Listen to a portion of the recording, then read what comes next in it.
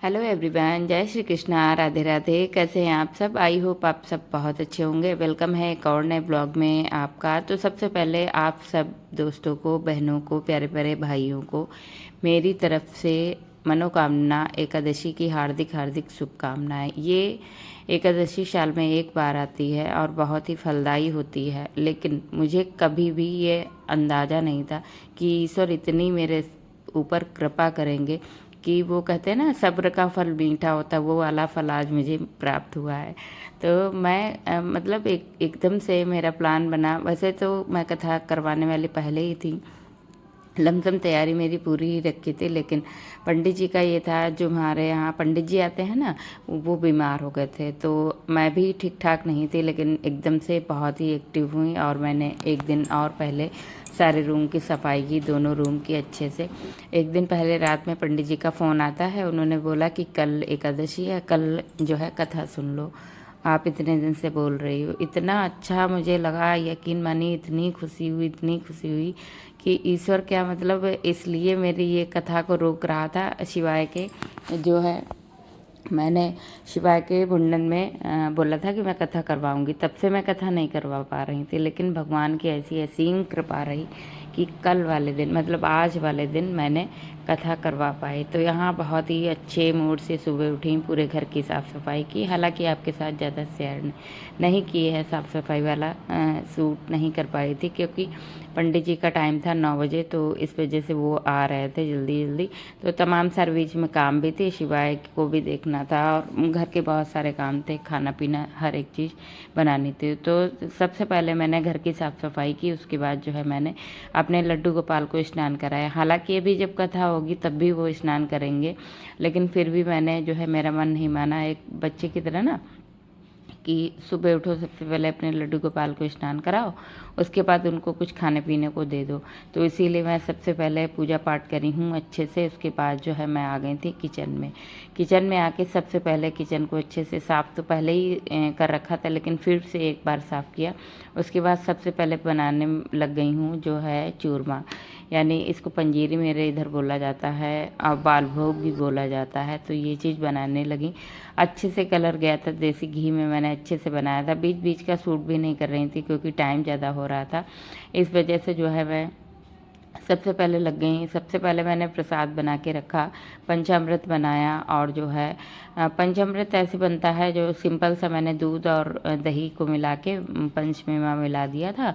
उसके बाद चीनी इसमें मिला दी थी। बाकी स्नान कराते वक्त ही सारा कुछ मिलाया जाता है। तो इधर जो है मैं थोड़ा सा तैयार हो गई साड़ी पहन के।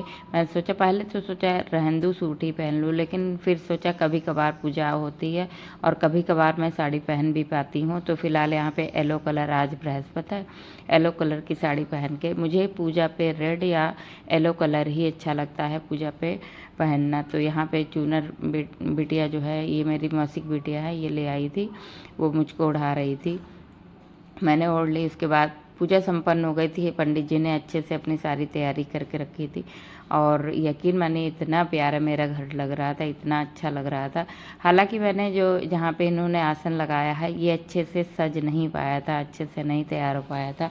अगर और अच्छे से तैयार होता तो बहुत ही प्यारा लगता, लेकिन मैंने वक्त नहीं दे पाया था।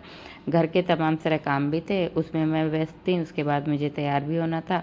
थोड़ा मैंने सोचा रंग वगैरह लगा के पूजा पाठ करती हूँ, थोड़ा श्रृंगार करके तो अच्छा लगता है। तो यहाँ पे सर्वप्रथम जो है, यहाँ पे शालिग्राम भगवान को स्नान कराया गया। पंचामृत में दूध, दही और जो है गंगा जल, यही सब चीज़ों से स्नान कराया गया। मुझे भी इतना अच्छा लग रहा था, यकीन मानिए कि आपसे अपने शब्दों में बता नहीं सकती, बहुत अच्छा लग रहा था। आज मैं, कल रात से ही मुझे नींद नहीं आ रही थी कि सुबह पूजा होगी, ऐसा होगा वैसा होगा, बहुत ज़्यादा मुझे अच्छा लग रहा था।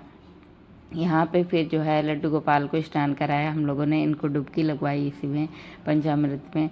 तो यहाँ पे दूध दही से, कहते हैं ना, इस दिन, आज के दिन एकादशी वाले दिन, एकादशी वाले दिन यानी जो है दूध दही और पंचामृत से हमें अभिषेक कराना चाहिए लड्डू गोपाल का। वैसे तो विधिवत डेली इनको दही या शहद से स्नान कराना चाहिए, लेकिन हम लोग अपनी जो है बिजी लाइफ होती है इसमें इतना नहीं ध्यान दे पाते हैं और ना ही इतना कर पाते। करने वाले कर लेते होंगे, मैं ये नहीं बोलती हूँ कि सब लोग नहीं कर पाते, लेकिन मैं इतना नहीं कर पाती हूँ। सिंपल जल से ही सुबह इनको स्नान कराती हूँ और इनके चंदन का लेप कर देती हूँ, क्योंकि इस समय जो है गर्मी है।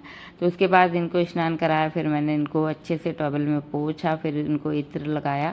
उसके बाद ये प्यारी सी आज ड्रेस मैंने इनको पिंक कलर की पहनाई, बहुत ही प्यारे लग रहे थे।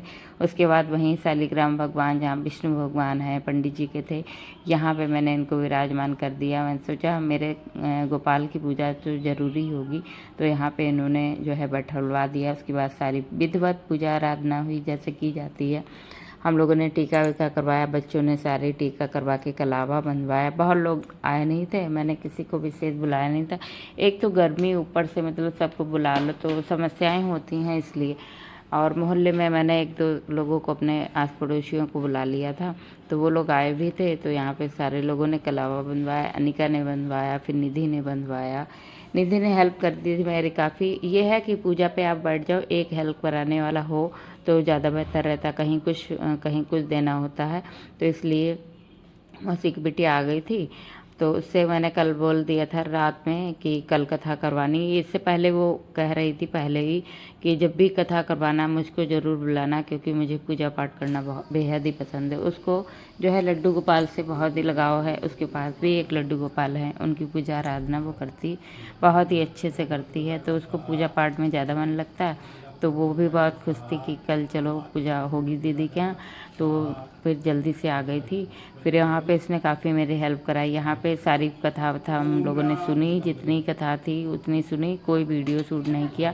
शांति से अच्छे से हम लोगों ने कथा का स्मरण किया। उसके बाद जो है अंत में हवन होता है, फिर इसके बाद आरती होती। तो यहाँ पे हवन की तैयारी हो गई थी, और साथ साथ में जैसे सब लोग कथा सुन रहे थे तो वीडियो शूट करने का सवाल नहीं, आस पड़ोस के लोग भी आए थे। तो ट्राईपोड लगाने का थोड़ा सा मतलब ज़्यादा अच्छा नहीं लगता है कि ट्राईपोड लगा हो, तो इस वजह से मैंने ट्राईपोड भी हटवा दिया था, मना कर दिया था। और यहाँ पे विधिवत अच्छे से पूजा पाठ हुआ मेरा संपन्न, और फिर हवन हुआ। यहाँ पे हम लोगों ने बहुत अच्छे से हवन किया। बच्चे बैठे हैं, शिवाय नहीं बैठ रहा था क्योंकि वो अभी छोटा है। चलो कोई बात नहीं, अब ईश्वर ने चाहा तो अगली मनोकामना एकादशी में फिर से मैं, अगर ईश्वर ने चाहा तो फिर से मैं पूजा शायद करा पाऊँ। तो ये तो सब ईश्वर की कृपा है। ईश्वर जब तक नहीं चाहेगा तब तक आप कितना भी चाहो पूजा पाठ आप नहीं करा सकते हो, ना ही कोई तीर्थ धाम जा सकते हो। जब वो अपना यहाँ बुलाएगा तभी आप जाओगे, और जब आप पूजा पाठ मतलब कराना भी चाहोगे, जब तक उसकी इच्छा नहीं है, ईश्वर की इच्छा नहीं, तब तक आप करा नहीं पाओगे। मेरे साथ तो यही होता, मैं इच्छा बहुत करती हूँ किसी किसी चीज़ की, लेकिन मेरे साथ नहीं हो पाता। फिर अंत में एक सुकून मन में आता है, एक मतलब अंदर से अंतरात्मा से आवाज़ आती कि ईश्वर नहीं चाहता है अभी, तो आप परेशान न हो कि मैंने ये चीज़ नहीं करा पाई, कभी न कभी आपकी ये भी इच्छा पूरी होगी। तो इस अंतरात्मा के जो आवाज़ के अनुसार मैं अपने मन को शांत करती हूँ, आगे अपने कामों में लग जाती हूँ। डेली विधिवत जैसे मेरी पूजा होती है वैसे मैं अपने पूजा पाठ को करती हूँ। तो आप भी कभी परेशान ना हो।